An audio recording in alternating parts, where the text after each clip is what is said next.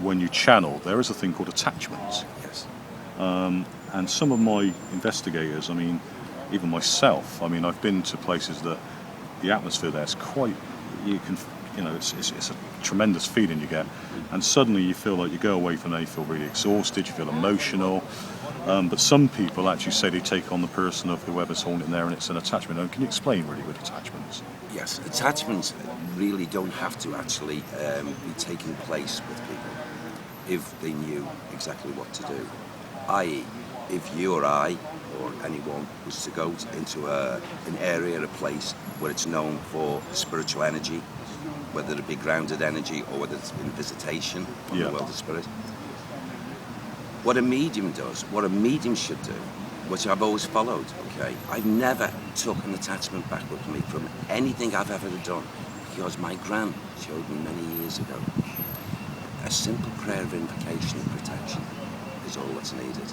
Just a simple prayer. Can that be any prayer at all? Can it be whatever your faith is, or whatever your faith is? Yeah. Whatever words you want to use. Yeah. What you're actually asking for is you're very thankful that the spirit person or persons have been around you. You've enjoyed it. You've gained some knowledge from it.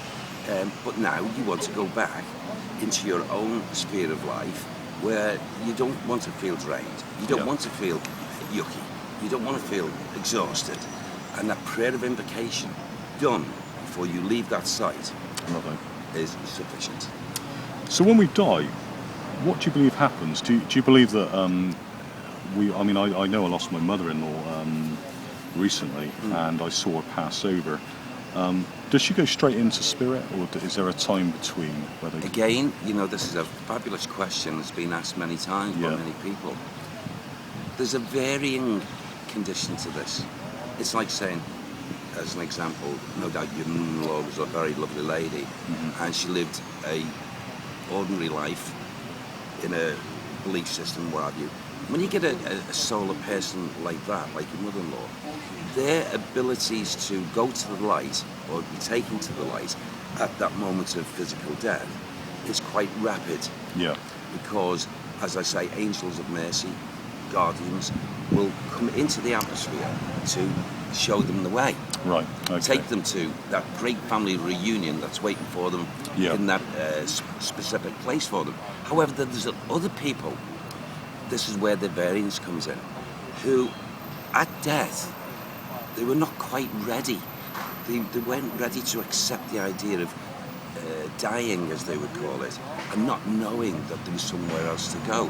So they have a tendency to be a little bit, not all, but some of them have a tendency to be a little bit, they don't want to let go. Sure. And when the people come and say, come on, you, and now we're going to take you to your family and people you know, great. No, I'm not certain about this. No. Yeah. And they can stay in the atmosphere I saw for a this. number of days. I saw this at the time. I knew a group of mediums, and they welcomed me round to the. They said that they were getting rid of somebody who had almost like attachments of spirit on this person, and they wouldn't leave. They said I think she was in a kind of funeral parlour where she used to clean the bodies and that, and it's almost as if she did the last bit of kindness or something, and they felt that they were attached to her, and it was quite eye-opening, because when they talked to her and coaxed the spirits out, it was kind of like the tears that come out of the girl's face. It was like she was a completely different person. So that fascinated me when I saw that. Yeah. And that they can be those sorts of attachments. And then, of course, you've got the people who have lived their lives in a disrespectful way. Yeah. Quite a disgraceful way. Quite a non-humane way. The nasty people. A lot of them gain an idea that just at that time of death, what they first see from the Earth's atmosphere, where they're likely to be going, jars them and stops them. Oh no, I'm not. And they ground themselves. I'm not going there, because they fear for those couple of seconds what they've seen that they're having to go to. They fear retribution. Spiritual retribution. What about singing bowls and bells? A lot of people use that. Now, why do they use that when they're doing seances? Do you know if it's something about vibration? Can you explain? You see, it's everyone to their own how they feel comfortable in what facility tools they use or they're gonna, at hand. I personally, it's only my personal opinion. Yeah. I don't think that enhances what we call the capability of spirit presence. I feel what it does, it makes the persons who are using them feel relaxed. Yeah. And more going into the mode of the way of thinking of expectancy. Expectancy, yeah. It's not the spirit people. It's not the spirit people, no. I noticed recently, I saw the little post you did. You do some charity work, is that correct? Do you want to just explain about the charity work? Because there's sides that we want people to know also about, Derek. Well, for a number of years, I've been very, very privileged and proud to do my best, as much as I could in any given year, for charities, of my chosen, and Gwen's chosen thoughts, and they were more so than anything that we've got the same belief here, is that we're talking, we're alive, we've got to a certain age, haven't we? And hopefully we're likely to go on to a great age, what have you. And yet it seems such a cruel thing in the system of life that children, not all children survive. I mean, let's forget Europe, let's look at Africa.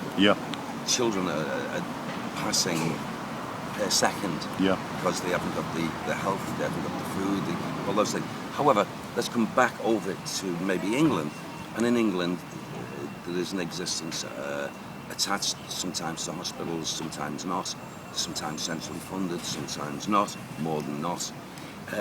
These hospices for children with terminal illness. The most important fact is that word terminal.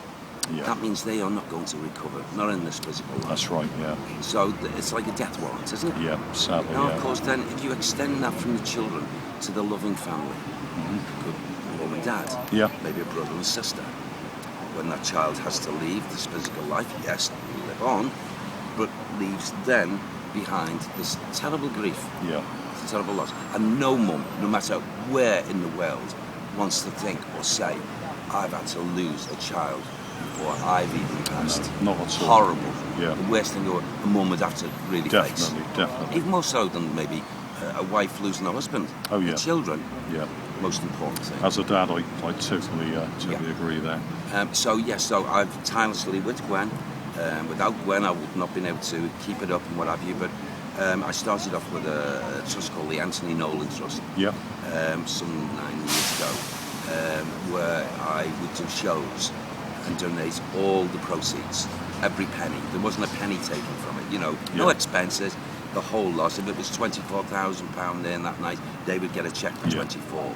And I'm glad to say that as we've been told, we've helped and saved a lot of children. That's lovely. With the bone marrow. Absolutely wonderful. And I think, you're known for many things. Obviously Most Haunted, but it's a lot more than just Most Haunted, isn't it, Derek? Yes. You've been on Doctor Who. Yes. Yeah. I missed that episode, actually. But you would have done, because if you blinked, you wouldn't have seen me. It happened so quickly. I was on the set, wasn't I, with Tennant and Mr. Tennant and the lovely girl actress.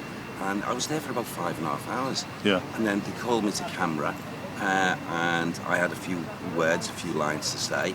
And before I knew it, I was walking off the set, and I said, "Is that it?" And he said, "Yeah, 5.5." But it was such a privilege, because, you know what, I was so excited to be invited onto a programme that I'd loved as I grew up with. For me to be on Doctor Who. Wow! I even said to Sam, we're sitting in the trailer. And on the trailer they put Derek and Sam. And that was the producer who did that. And when they called us, I said to Sam, "Aren't you thrilled?" And he said, "Yes, I am." I said, "You don't seem that." And he said, "I am for you." It doesn't really for me, but I am for you. You know what you've felt about it. Now, have you any shows coming up? I'm writing now. I've just started writing my autobiography. Excellent. I've got a lot to tell. That's I great. mean, a lot to tell.